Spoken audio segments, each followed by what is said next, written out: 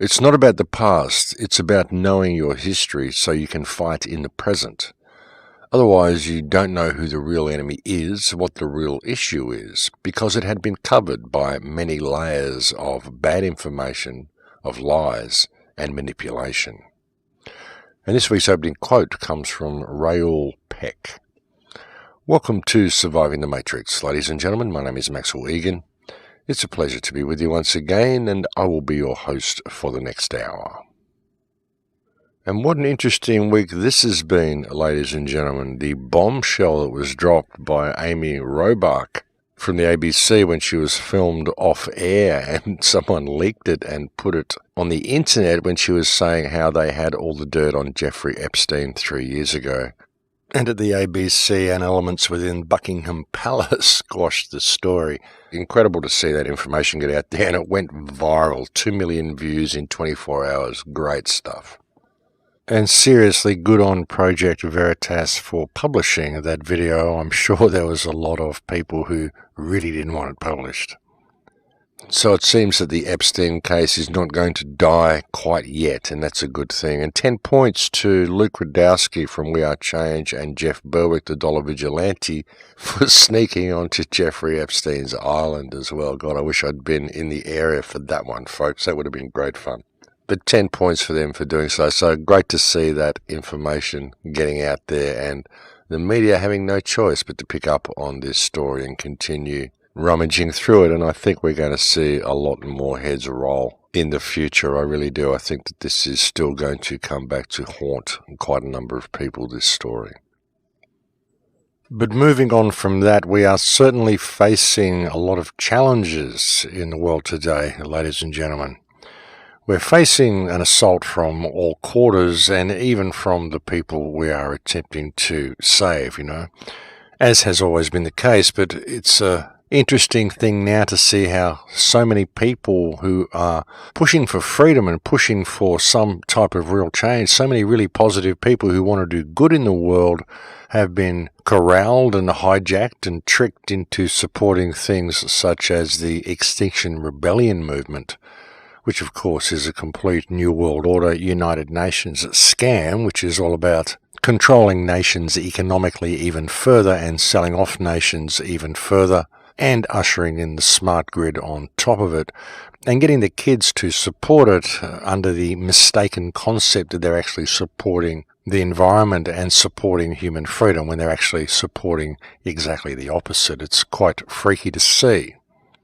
But what has happened is that people have basically been mobilized against themselves. People have been mobilized against freedom and against the truth movement, against the truth and freedom movement under the guise of protecting the environment. Like I said, they're doing exactly the opposite, and it's really, really a complicated issue because, like I said, there's so many levels to this. I mean, it really is a very complicated oyster to open, a very complicated onion to peel. And that's why attempting to get the truth to people is such a difficult thing to do. As I've said so many times, once you begin going down the rabbit hole, there's just so much information to look at that when people express some type of interest in what we're telling them, we've got to be careful that we don't turn on a fire hose and drown them in information. We've simply got to give people enough to spark that interest, enough to crack that shell, enough to help them notice the obvious of what's actually going on around them. And there's actually more and more people doing that, folks. I've actually been getting a lot of feedback from people lately. Been getting a lot of emails from people. A lot of activism on the ground seems to be happening here in Australia. A lot of people are finally waking up to the fact that something's terribly wrong, because the government's been pushing so much in the last 10 years that it's really gotten to the point that now even the average man on the street is starting to question what's going on and starting to question just why they're struggling, just why some of this legislation that's being forced on them is really being pushed on them as well. And a lot of people are beginning to realize that something is terribly wrong with the way this country is being run, and they're standing up and wanting to do something about it, and that's a good thing. It's a good thing to see. But of course the question is, what do they do about it exactly? And as I've said so often, as I've been saying since 2008, since I first came on air, the solution to the problem is putting unity back into the community and standing up as one community together to face the problem and to address the problem head on. No good beating around the bush, and there's no good attempting to put band-aids on symptoms. What we need to do is face the root core of the problem, which is rampant corruption throughout the entire mechanism. It's systemic. There's nothing we can do about it by addressing symptoms. We have to acknowledge the fact that the entire system is corrupt. And the only real way we're going to have any positive effect in doing this is to create some type of groundswell, some type of common unity within the community. I mean, if we can get this amount of unity in people who are speaking out against anthropogenic climate change when it's actually a fiction, if we can get these people to wake up to the fact that they've been scammed and to address the root core of the problem, which is in fact systemic corruption and rampant lies from government and industry and the banking system and the whole mechanism, well, perhaps we can create some sort of a groundswell. Perhaps we can bring about some sort of change. But at the moment, what the Extinction Rebellion movement is actually doing is it is pushing the economic model over everything, and it is pushing towards having the smart grid rolled out under the pretext of saving the environment, when what it's actually going to do is create an enormous amount of damage in the environment, an enormous amount of damage to life itself, an enormous amount of damage to the human experience, and it's going to usher in a smart prison, a smart slavery system that it will be almost impossible to escape from. Now, these people simply don't realize what they are doing, but there is a huge force that has been mobilized in these people. So if we could find some way of cracking the shell in many of these kids that are involved in Extinction Rebellion, perhaps that would be a formidable force that we could use to turn the ship of state around. The question again is, of course, how do we do that? And we need to be really careful in all the actions that we take against our government as well. I mean, I speak out against the government all the time because of this systemic corruption. But by the same token, I don't wish to see any type of civil war or any type of overthrow of the government. I'd like to see the people simply down tools in unity and refuse to comply with their own slavery and replace the politicians with something a little bit more human and lead us back to a point that we don't need government. But we've got to be very careful that we don't simply create a situation where there is so much civil unrest that it erupts into violence, because if we do that, we are playing directly into their hands. And this is the same in all countries, folks. And when you look at the destabilization that's happening in all of our countries, there's a good reason for this. Because if this happens, if there was something like, a huge rebellion here in Australia or in the United States or anything, and it was to erupt into any type of violence against the government or civil war against the government, what you'll find is that the response will be for the system to send in UN peacekeepers into your country to keep the peace. Oh yeah, we'll just send a neutral force in there to keep the peace, because obviously you don't want to trust your own politicians, you don't want to trust your own military, you don't want to trust your own police, so we'll send an international force in there to take care of you. And what this will be an invading force. If you were to have civil war break out in America, what you will be greeted with is a force of Chinese soldiers with UN hats on who will come there and they will basically take over the country for China, because China already owns most of the US anyway. And that's what they'll do here in Australia as well. That's what they'll do in Europe as well. They'll send in forces from other countries. If you're in France and there's civil unrest and they send in a force of UN peacekeepers, you guarantee these people will be from Turkey or China or Ukraine or somewhere completely different to France. And this peacekeeping force will be full of people who don't care about shooting French people at all. See, you're not going to have soldiers that want to kill their own countrymen.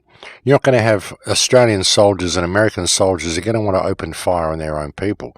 But if Australian soldiers are sent to Timor to look after the situation there, and Chinese soldiers are sent to Australia to look after the situation here, then it's going to be very, very different. Because these people are not going to give two hoots about firing on Australian citizens or American citizens, because they're not their countrymen. They don't care. They're simply there to do a job, and they don't care what that job is as long as they get the paycheck at the end of the day.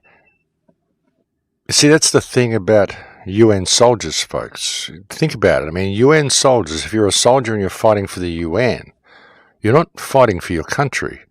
You're fighting for a foreign power for a paycheck.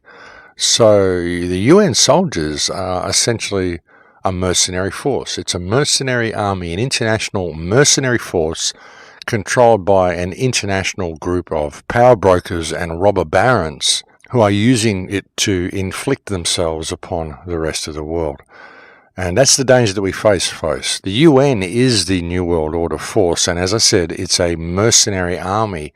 And this is what will be sent to all of our shores should we push things in the wrong direction or push too hard or just make the wrong move. So we've got to be very, very careful about how we play things, and we've really got to look at what this truth movement is doing and what it's promoting as well. We've got to be very, very careful of the ground in which we're treading and the path that we are laying out. We've really got to look at things sensibly and look at the bigger picture in all that we do when dealing with this situation, folks. Otherwise, we're not going to get anywhere. We're just going to lead ourselves into our own prison, and that's the last thing we want to do. And the real concern with all of this, of course, is the smart grid that is coming on top of all of this, the smart grid that is going to be used to control all of us, and the social crediting system that is going with it. The social crediting system that they've already started to trial here in Darwin, Australia, and that is already in full swing in China. And when you tie this in with the Chinese One Belt One Road trade system that is coming online, you can see where all this is going, folks. And one of the big plans that they need to do, of course, is to collapse the US economy to remove the United States' place as the global reserve currency. This is something that I talked about a couple of years ago, and something that is still very much ongoing. And I would suggest that what they intend to replace it with is a worldwide cryptocurrency. That's the way it's going to go. And the smart grid really is the major factor in all of this. The smart grid is what is being used to control everybody. And as I mentioned recently, remember I said to you pretty soon they're going to be putting your license on your phone. And this will give the police access to your phone. Whenever they pull you over, they can pull you over for speeding or any type of a roadside checkup and get access to your phone simply by putting your license on your phone. This is something that I said they were going to do about a year ago. I started mentioning this, and it's just started now. We've seen new messages that have been sent out to people in New South Wales here, Australia, offering you the choice to get your license downloaded directly onto your phone. And it's so much more convenient, and guess what? It's free to do it this way as well.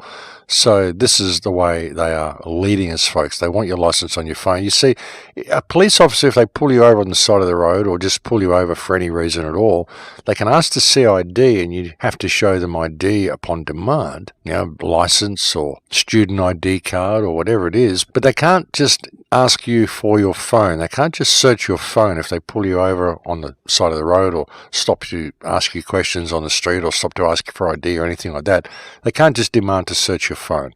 But if they put your ID on your phone, then they don't have to ask to search your phone. All they have to do is ask for your ID and then say, we're just going to run over here and do a check on you. And what they will do is punch a code into your phone and get your whole social profile up and your entire social credit report up. And they'll know everything about you, everybody you talk to, everything you've done, all because you have put your identification on your phone. And they're offering you this choice now, ladies and gentlemen.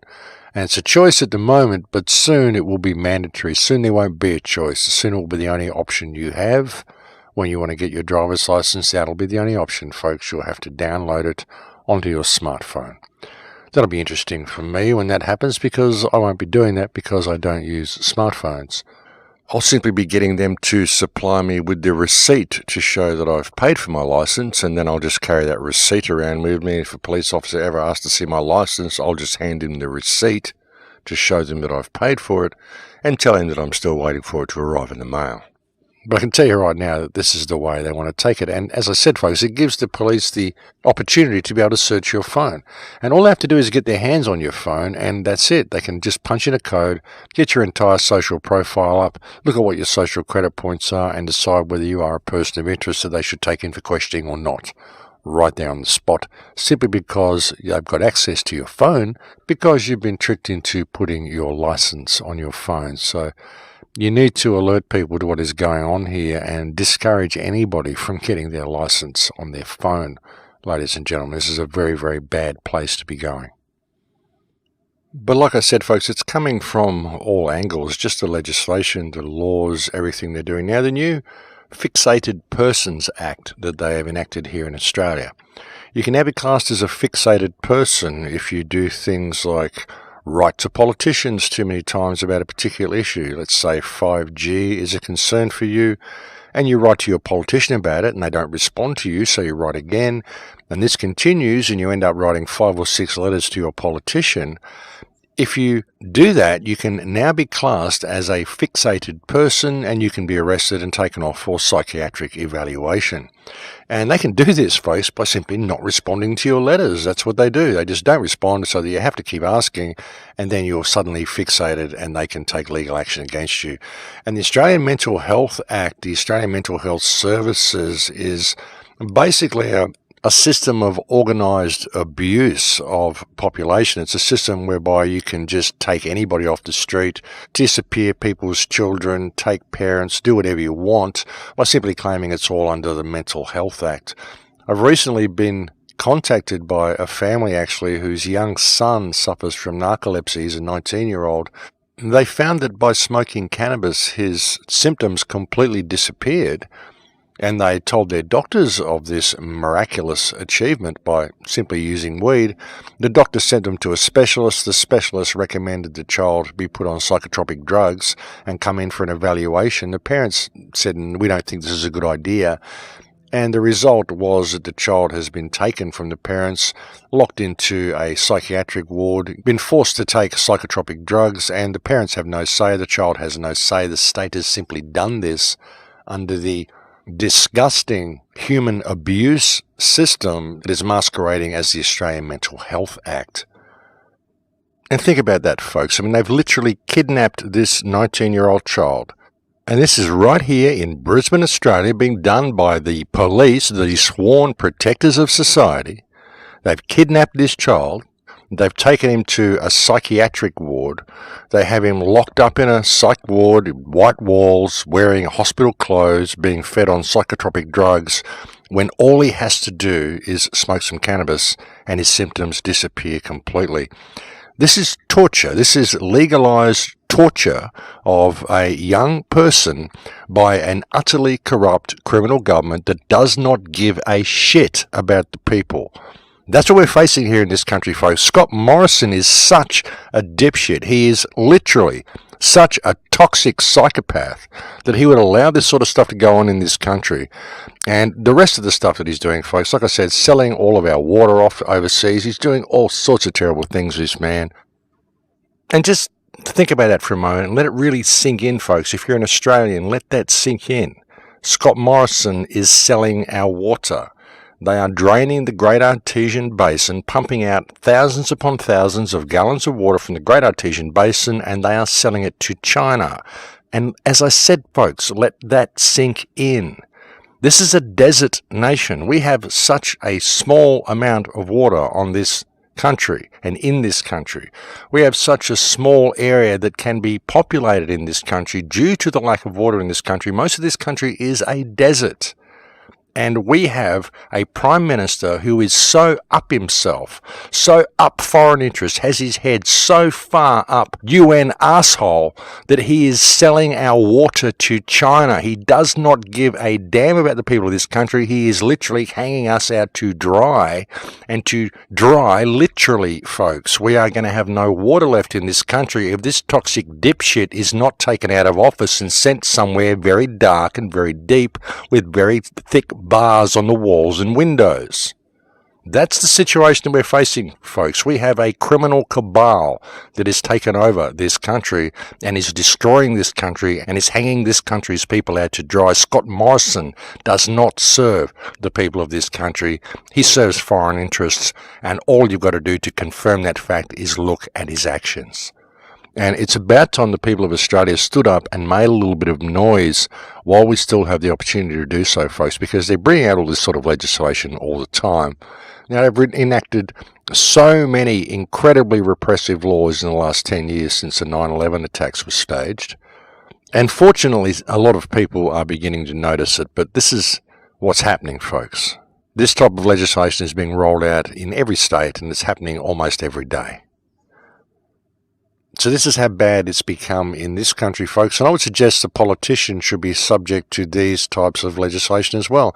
I mean, for example, the local politician here, even perhaps the CEO of Telstra, who is pushing for 5G to come out. I mean, we've already told them that we don't want these 5G towers, yet they seem to be intent on pushing these 5G towers out anyway, no matter how much we tell them we don't want them. It would appear that the local politicians, perhaps the local telco, are fixated on putting this 5G system in place. So perhaps we need to take them off for psychiatric evaluation under the new fixated persons legislation. The government also seems pretty fixated on selling all of our water to China, draining the Great Artesian Basin, destroying the Murray-Darling Basin, and selling off all of Australia's water to foreign interests. They also seem fixated on rolling out 5G themselves. They seem fixated on supporting this corrupt banking system, so perhaps all of the politicians in this country should be taken off for psychiatric evaluation under the Fixated Persons Act as well. I mean, that's the reality of the situation, folks. These people are terminally demented, and they're just going to keep pushing and keep rolling out whatever legislation they can until we start pushing back. And it's about time we face that fact, and we started to push back a little bit, folks, because that's how far the politicians will push. They will push as far as we let them push. And we just seem to continue to be letting them push without pushing back at all. And I think it's high time we did, because if we don't, we are heading for a very, very bad situation, folks. You know, and like I've said so many times, and I'd love to be coming onto these shows and giving you some positive information, but what can I do in the face of what is unfolding? You know, because this earth, the people on this earth, are heading for a genocide of massive proportions. I mean, we really are. There's going to be so many people culled in the coming few years, folks. And I don't think people really realize what is coming. And you try to alert people to the fact that we could actually change all this if they were to simply unify as one community and stand up and call this out for what it is. Now, we could change it very simply, but they won't do that. You try to tell them this, and they tell you that you're a fearmonger, you're spreading fear, you're doing all this stuff, you're trying to lead the human race into a dark place by raising the fear vibration and all this rubbish that they talk about. People don't understand what fear is, they don't understand what love is, and they don't understand their own personal power and how easy it could be for us to simply change things. You know, we really don't have to do anything. We don't even need an armed revolution, folks. All we need to do is to step into our moral compass and to connect with the people around us and stand up and say no. It's really that simple. You know, it seems like it would be far more difficult than that, but no, it's really that simple. You know, this is something that I've been sharing for many years, as soon as I came on the air, right from the very first show. But the problem is that we just can't seem to unify the people. There was a wave building back in 2014, but then people's belief systems got in the way, and that's basically what the resistance has become. A whole bunch of squabbling fools arguing over their belief systems, and nobody seems to see the importance of getting some sort of unified focus, and nobody seems to really want to take opportunities that arise that may actually lead to freedom. A lot of people are quite happy to put out videos and criticize the government and do all these things, but they're not actually prepared to step into action when opportunities do present themselves to us. This is what we saw with Christchurch. That was such an opportunity for us.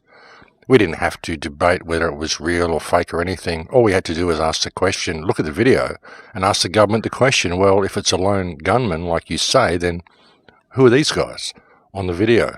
Who are these guys standing around in red? Who are these people leaving halfway through? We had it all there on the video, but unfortunately, most people I've found in the so-called truth movement, especially those on YouTube with monetized accounts, are simply more concerned about their subscribers and their income than actually getting the truth out to people.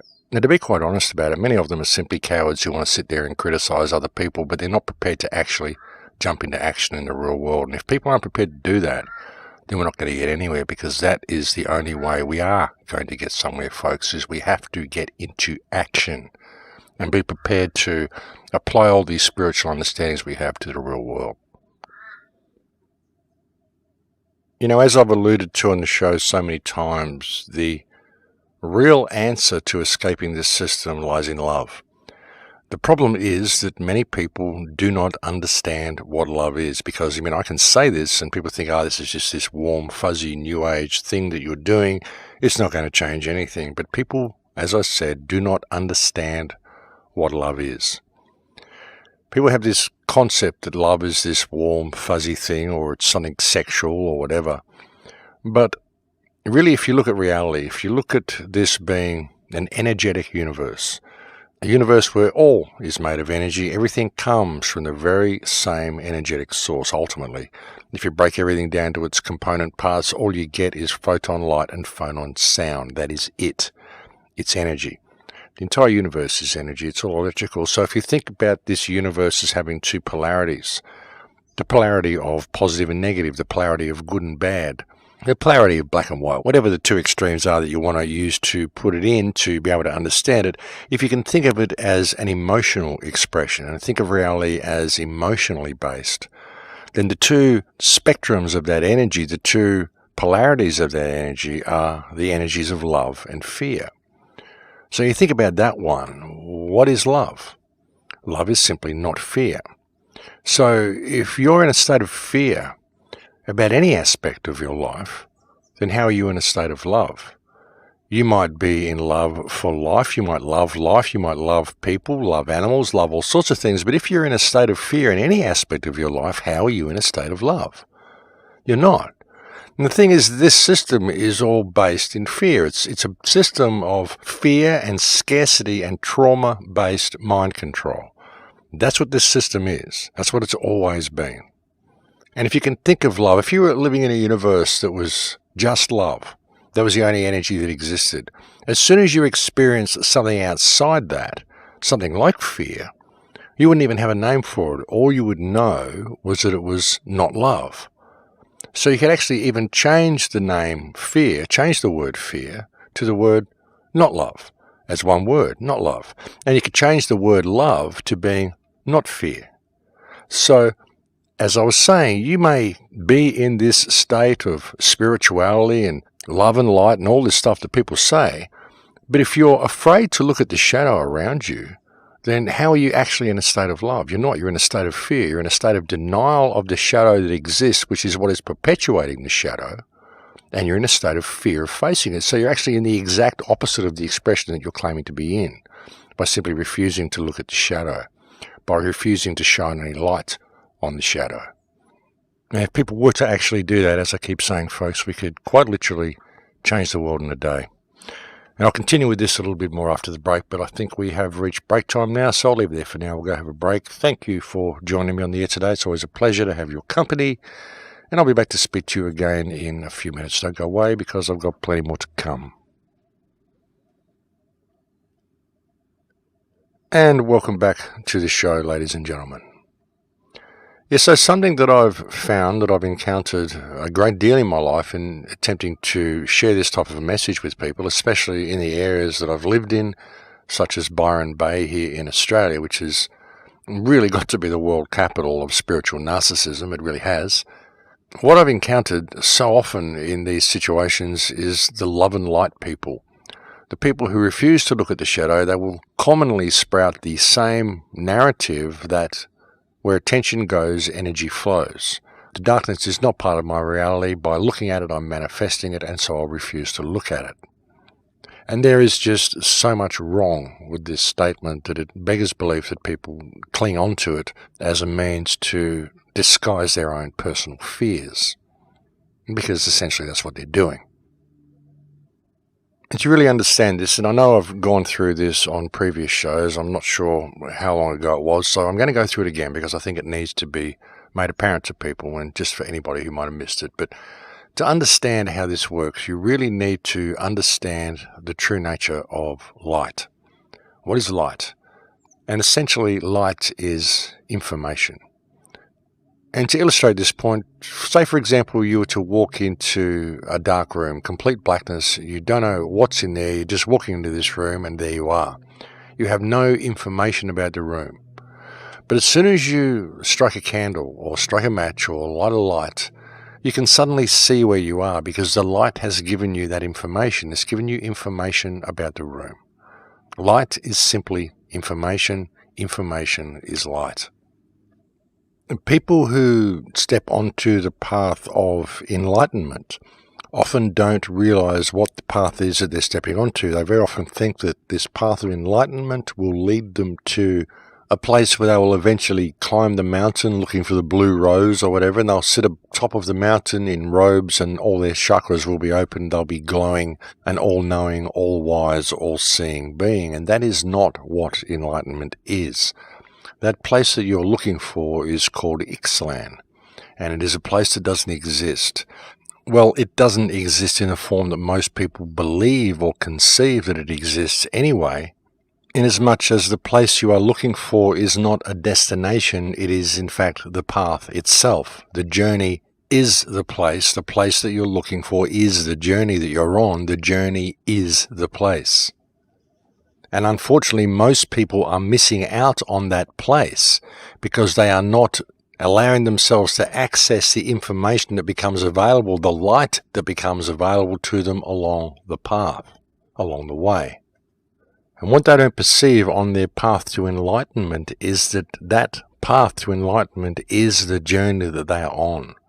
The journey is called life, and they are on the path already by default as soon as they are born and they enter this realm. They don't need to talk to gurus to discover the truth. They don't need to do courses or do any vipassanas or any of this sort of stuff. They just need to realize what the journey is and be open to the information that is streaming into their lives every day by default. They just don't see the simplicity of how it actually works. You know, people want to become enlightened, and so they find a guru, and the guru will very often only give them access to certain information and tell them to ignore other information, ignore all the negative stuff. Just focus on that which makes you feel good, that which reinforces your belief system. And they step onto these paths looking for spiritual enlightenment, and they allow themselves to be led all these places which don't really lead anywhere. They never lead them to themselves, and they all distract them from the actual journey that they're on, simply because they haven't ever really realized the basic truth, that the only real truth they will ever discover and ever know is themselves, and that light is information and information is light. And people who do choose to step onto the path of enlightenment, or at least become aware that that is the path that they are on already by default, and simply become observers of that past, soon discover that true enlightenment is nothing what anybody perceives it to be when they make the conscious choice to actually step onto the path. Because true enlightenment is a respect and an ability to process all forms of light, and true enlightenment is the filling of your soul with information. It is a very uncomfortable and very destructive process, because it is a breaking down of everything you thought was true and a complete tearing away of the veil that covers reality. And what we have with people refusing to look at information that they perceive to be negative and somehow interrupts their chi or whatever is a failure or an inability of certain people to be able to process certain forms of light. And that's what we have. People who won't look at the shadow, people who won't acknowledge the corruption in the world, simply are incapable of processing certain forms of light, and that is what is perpetuating the darkness. And when you look at the whole concept of where attention goes, energy flows. If you really look deeper at it, what you find is that people are giving energy to the darkness every day. They're giving attention to it every day. Every time they use their credit card, every time they walk between the lines, every time they ask permission for something, every time they pay their taxes, every time they work their job, every time they turn a blind eye to the hardship of somebody else that is in a state of hardship due to the system, every time they give any attention to this system at all and comply with any regulations that's given them at all, they are giving energy to the system. And when they feel that they're living in a state of love by simply refusing to acknowledge the darkness, what they're actually doing, as I mentioned previously, is they are living in a state of fear due to their failure to be able to process certain forms of light. And so what you find, if you are a person who believes in energy and believes in the energy fields we radiate and wants to be aware of what energy you're radiating, this whole New Age concept of that's what's going on, well, if that's the sort of mindset that you have, then you've got to be aware that by refusing to look at the shadow, your main energy that you are focused in is fear, and you're simply in denial of that fact. But it's true. I mean, that's what you're doing by refusing to look at this stuff. So what is the true intention and true deeper energy that you are radiating from that stance that you've adopted? Because ultimately, if you're prepared to be honest about it and really look at things, it's fear. And you think about it, folks, what is to fear? Ultimately, what it all comes down to, like I said, this whole system is based in fear. It's a system of fear, scarcity, and trauma-based mind control. That's what this whole system is. And ultimately, it comes down to a fear of death. Most people are terrified of death. We're taught to be afraid of death. We have ceremonies for death. We have funerals. We have grievances when people die. All sorts of stuff we have to make sure we're in fear, kept in fear, of the one part of life which is inevitable. And most of the time when people respect authority, it's because they're in fear of the reprisals that might happen should they stand up against authority. They'll allow the most evil deeds to be done in front of them and keep their head down as long as they're okay. They'll tolerate evil as long as they're okay. And what if that is what the test is all about? People are so afraid of death, and yet death is the only part of life which is inevitable, and we go through life keeping our head down, tolerating evil around us, somehow thinking it's going to help us avoid death at some stage. But ultimately, it's not going to do that, folks. And as I've said before, what if that's really what it's about? What if that's why evil exists? It exists in order to give you the choice of just how much you are willing to comply with evil in order to avoid the one part of life which is inevitable that you're going to have to go through anyway. And what if when you go through that path, when you cross that threshold, that's the first question. How much evil did you tolerate? Whoever's on the pearly gates might look at you up and down and think, well, okay, you've lived a long life and you certainly got a lot of stuff along the way, so it seems that you actually tolerated quite a bit of evil. Interesting concept, isn't it? Perhaps that's where they get the saying that a rich man has as much chance of entering heaven as a camel does of being squeezed through the eye of a needle. Who knows? Perhaps that's where they get the saying, only the good die young. It's kind of an interesting and an esoteric topic to discuss, an interesting conversation to have. It's, an esoteric sort of a conversation. It's difficult to find answers to these conversations. All you can really do is speculate. But by the same token, I think it's an important conversation to have. It's an important avenue to explore. I really do. I think there's a lot more to this life than what people believe that there is. I think most of it is about what happens after this life, or I would suggest it is anyway, and that's why I think it's important that you can't really have a stake in the outcome of so many of the actions that we go through, so many of the goals that we think we need to achieve in this life, which are not goals that have anything to do with consciousness, not goals that have anything to do with us, really. Usually it's about collecting more piles of stuff or whatever. Nothing we can take with us, nothing that really means anything, nothing that helps us discover ourselves. So I think it's important to look at this. The human life is an interesting experience, folks. There's got to be more to it than this simple flash in the pan that we have. It's a very short experience. I remember when I was a child, just the other day, it seems very, very recent. And even when you look at calendars, look at the Mayan calendar, things such as the Tzolk'in and the Kin, when you put these two calendars together, it takes you through the days. It suggests that there are about 10 aspects to every day of creation, and it takes 52 years before you've gone through and experienced every aspect of every day of creation, and therefore it takes 52 years for you to become an elder, to become an adult, according to the Mayan way of life. And that's an interesting thing as well. It would suggest that there's far more years we should be living. We shouldn't be popping off around 70 or 80 or 100 years old the way we do. If you look at biblical tales, people live to 300, 400, 500 years old. So there's no reason to think that this isn't the norm and that something has been done to reduce our lifespan very dramatically. In fact, I would suggest it has. And it's even been taken to ridiculous degrees lately, like psychologically, they've reduced it even more by the exaltation of youth. Because when you think about it, like children grow up and they don't really become accepted as adults in our society till they're like 18 or 21. And yet they're told that by the time you're 30, you're over the hill. So you basically get 10 years of valuable life, 10 years where you can actually get out there and make a difference, 10 years where you're viewed as someone who's worthwhile and respectable, someone who is a vibrant force in the community or whatever, After that, you become a middle-aged person, and after that, you become a senior citizen. So psychologically, they've taken our life from us as well by the exaltation of youth and by only giving you those 10 years. You get kids that can't wait to be adults so they can go out and do these things, and they want to do all these things and get everything done and get all of life experience by the time they're 30 because they're terrified that by the time they get their first wrinkle, it's all over. And they're not even adults yet at this stage.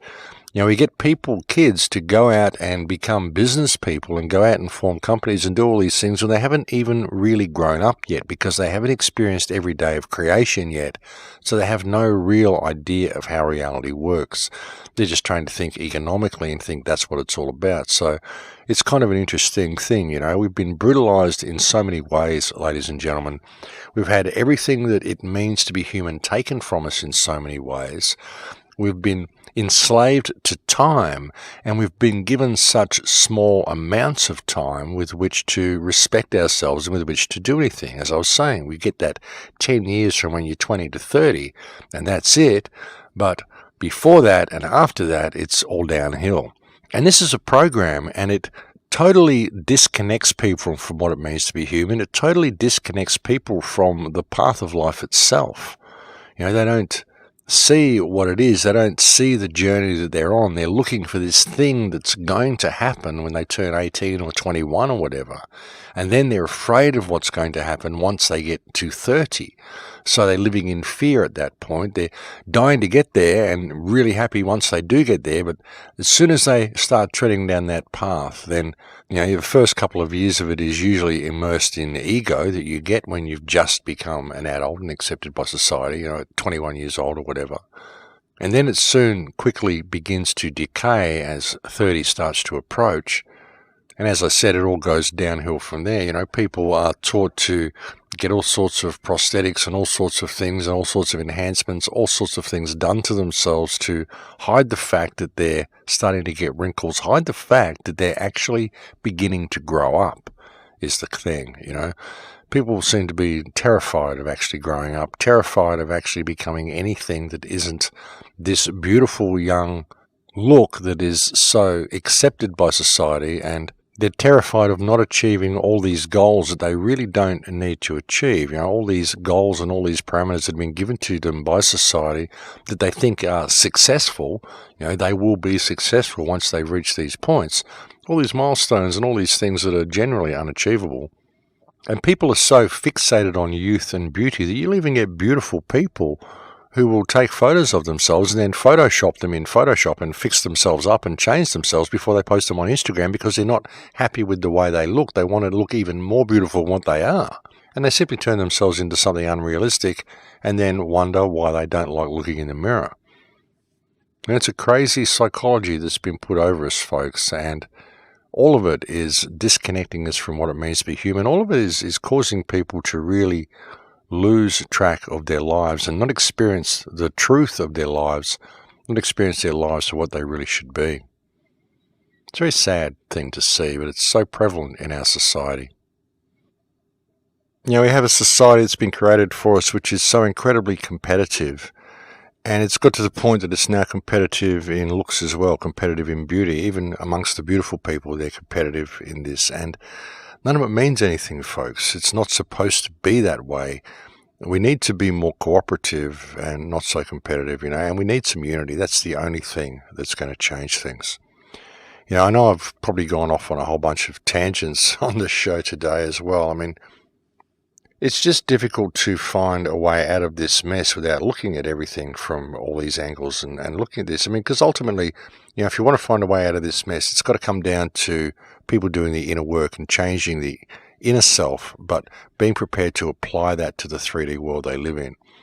So you've got to look at all these aspects and look at all these avenues and find what it is that's going to break down that barrier with people. Find what it is that's going to help people love themselves to the point that they can respect other people and stand together as one people and simply stand up and say no.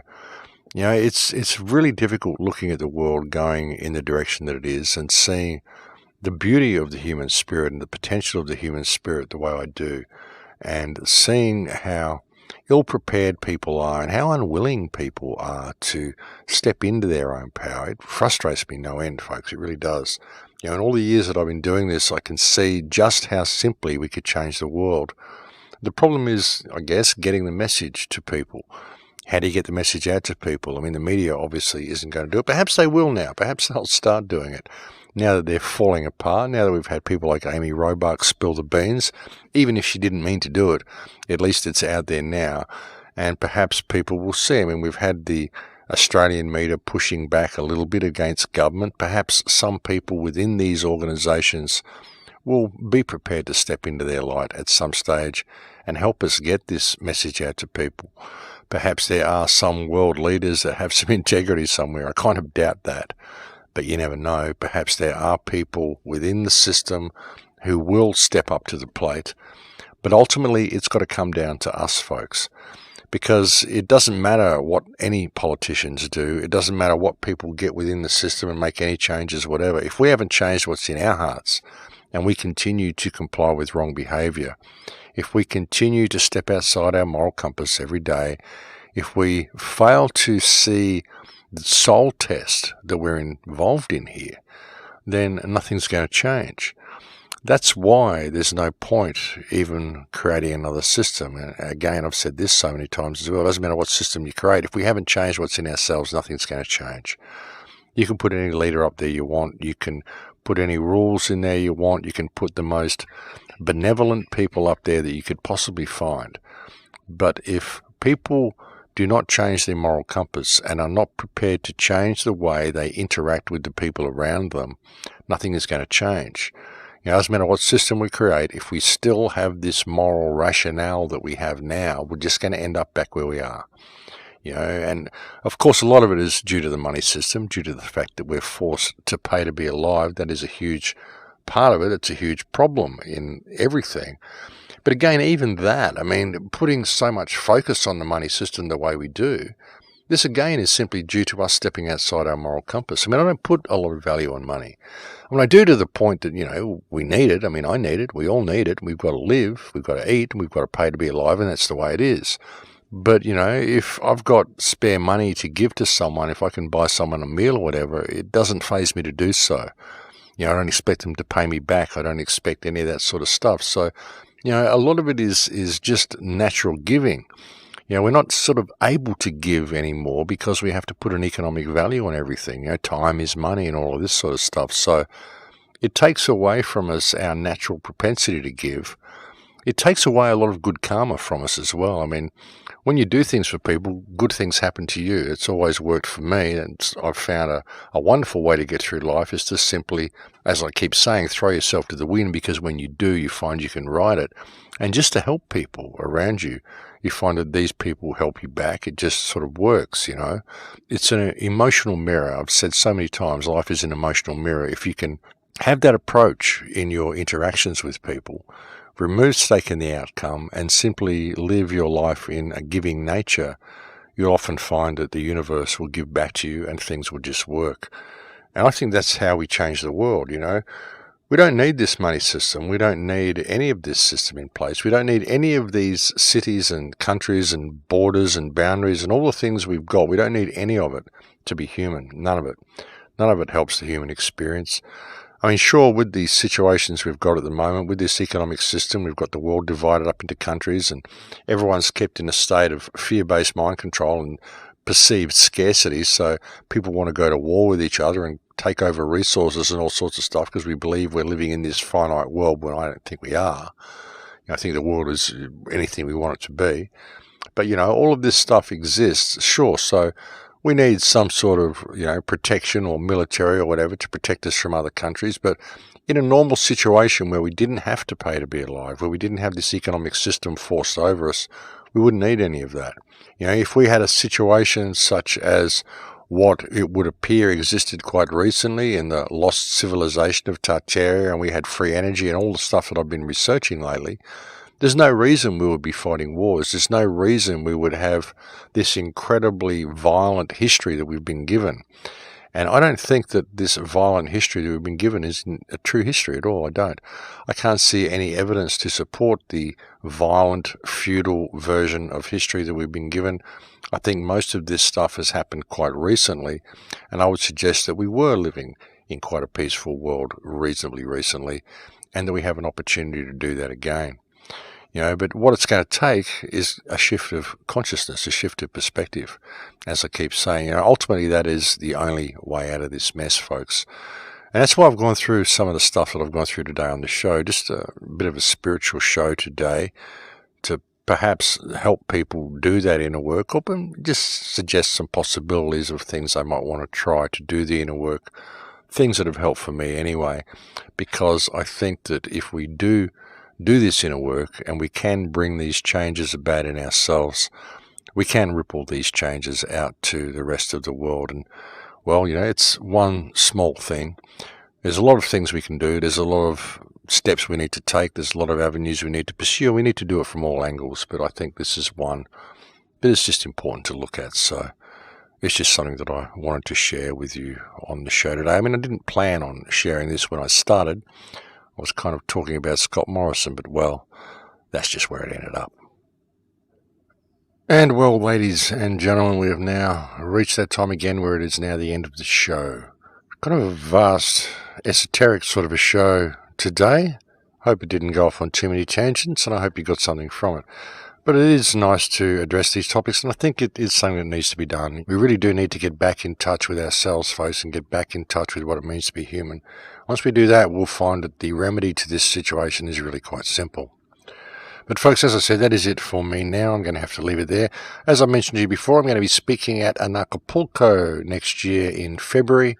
If you go to my website, thecrowhouse.com, and you click the Anarchapulco banner to enter the website, you'll find you get yourself a 10% discount on your ticket. Or if you want to buy a ticket, you can simply put in the coupon Crowhouse, and you'll get yourself a 10% discount anyway.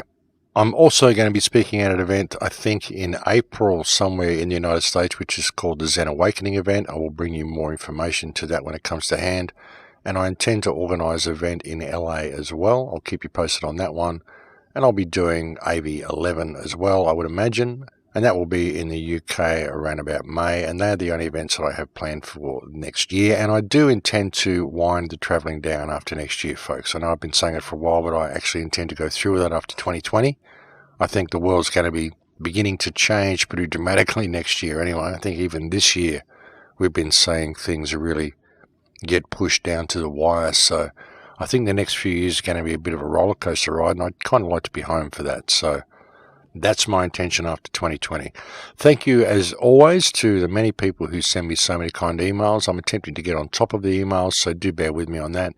And thank you to the people who support me on Patreon as well.